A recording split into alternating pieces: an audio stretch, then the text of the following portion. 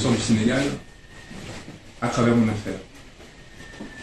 Les nombreuses personnes qui se sont mobilisées pour la première fois au sujet de la situation au Sénégal du fait de mon affaire, à prolonger leur effort et à inciter ce gouvernement souverain à faire ce geste qui permette de réduire les violences qu'on traversait et continueront de traverser autrement ce pays, comme nous l'avons fait, je pense avec un certain succès, en de la Cour pénale internationale, ce qui a permis, à mon sens, déjà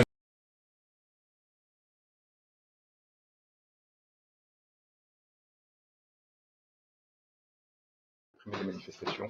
Il faut que cet effort collectif continue. Il faut savoir passer la page.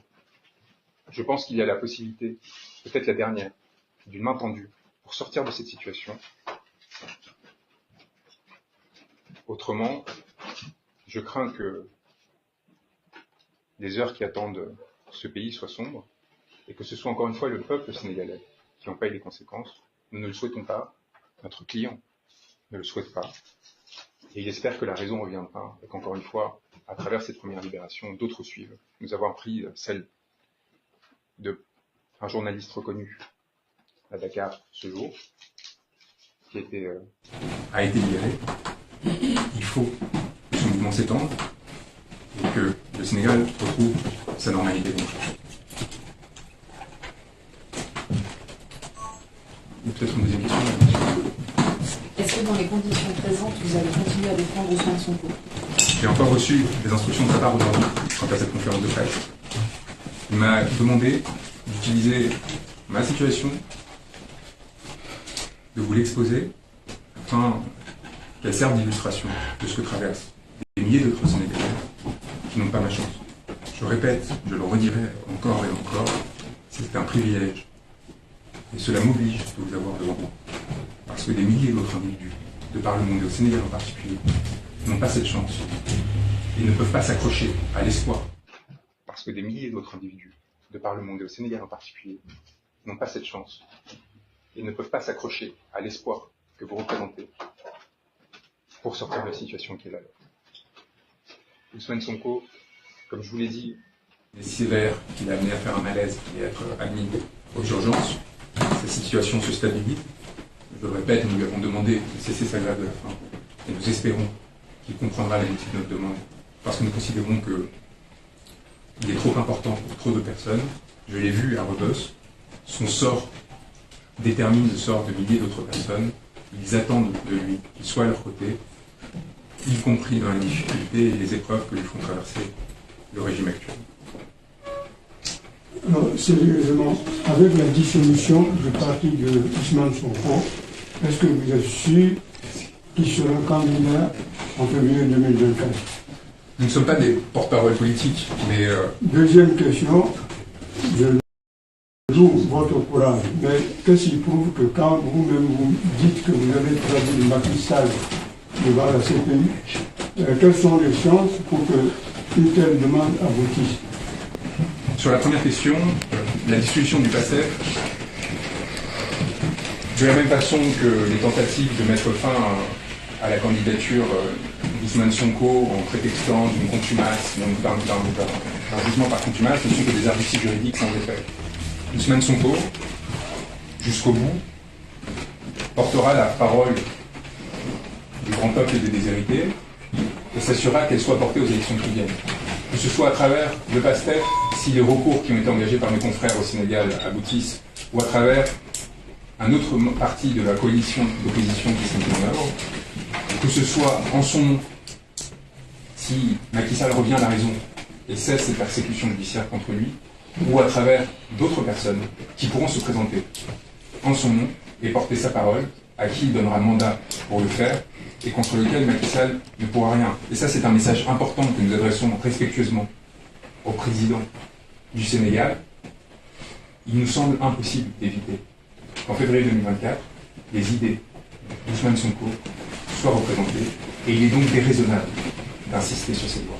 Et en ce qui concerne la Cour pénale internationale, nous ne sommes pas juges et nous ne sommes pas procureurs. Et je pense qu'en général, lorsque l'on fait le choix de la défense de la robe, c'est justement parce que nous ne souhaitons pas devenir juge du procureur est de prendre en main le destin d'autres personnes et de faire face à des responsabilités qui peuvent amener à des destins tragiques. Nous n'avons donc jamais affirmé que nous allions traduire en justice Macky Sall.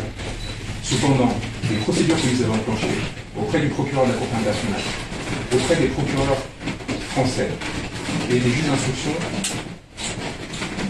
du pôle crime contre l'humanité du tribunal judiciaire de Paris ont toutes les chances de prospérer.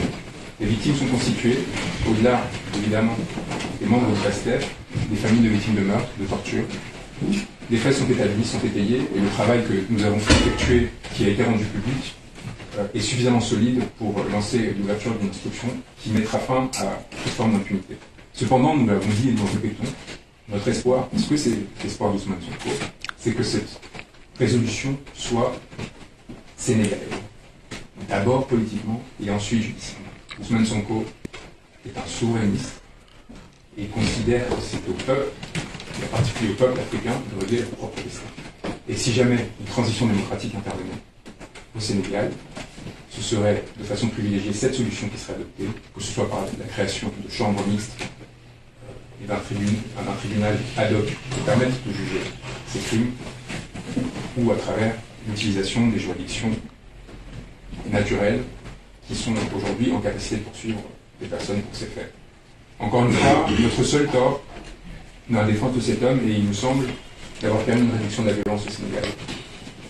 Et il est important que ce travail continue.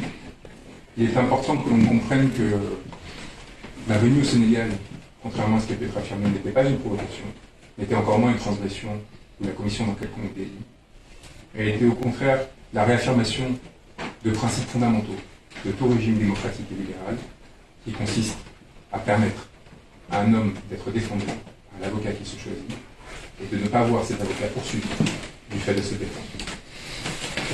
Ibrahim Yaïka News, par rapport à votre contrôle judiciaire, est-ce que c'est faisable? Quelles sont les conditions? Est-ce que vous pensez que c'est une décision sérieuse ou simplement un bluff de la part des autorités judiciaires du Sénégal, avec tout le respect qu'on les accorde? Aussi, j'ai lu quelque part que par rapport à votre mandat international, d'arrêt international, c'est un procureur de la République qui devrait le faire au lieu d'un... Le contraire, c'est le procureur général qui devait le faire au lieu d'un procureur de la République. Est-ce que ce mandat, est-ce qu'il est exécutable ou pas?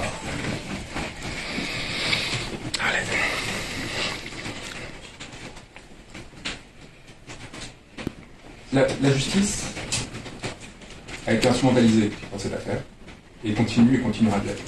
Il ne s'agit donc pas pour moi de rentrer dans un débat qui virera à l'argustie, rapidement, qui soit procédural. Les seuls mots que j'ai prononcés devant la justice sénégalaise, comme cela a été rappelé publiquement, sont les mots qui ont été prononcés par l'une des figures les plus importantes du panafricanisme, Thomas Sankara, dans un discours à l'ONU. Ces mots étaient « seule la lutte libère ».